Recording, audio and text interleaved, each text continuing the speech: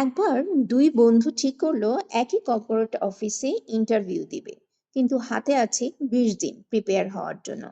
দুই বন্ধু দুই ধরনের স্ট্র্যাটেজি ফলো করলো।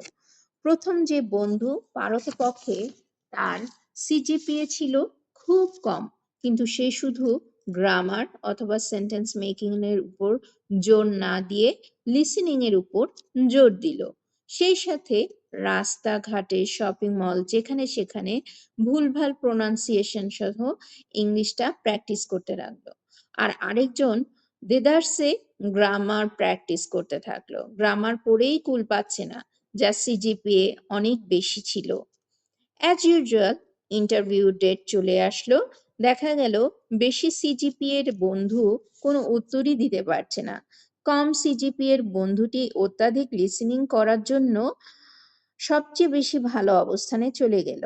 সে লিসেনিং এ অত্যাধিক প্র্যাকটিসের কারণেই ইন্টারভিউ বোর্ডের সবগুলো কোশ্চেন বুঝতে পারলো এবং সেই অনুযায়ী আনসার করলো।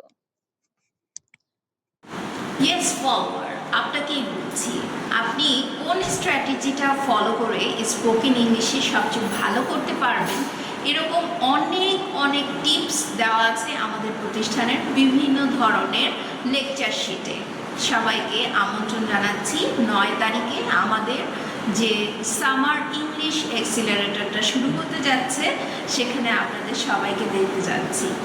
এবং প্রথম দিনের ক্লাসটি হবে কিন্তু মনে রাখবেন আমাদের ফ্রি প্রমোশন। ধন্যবাদ সবাই।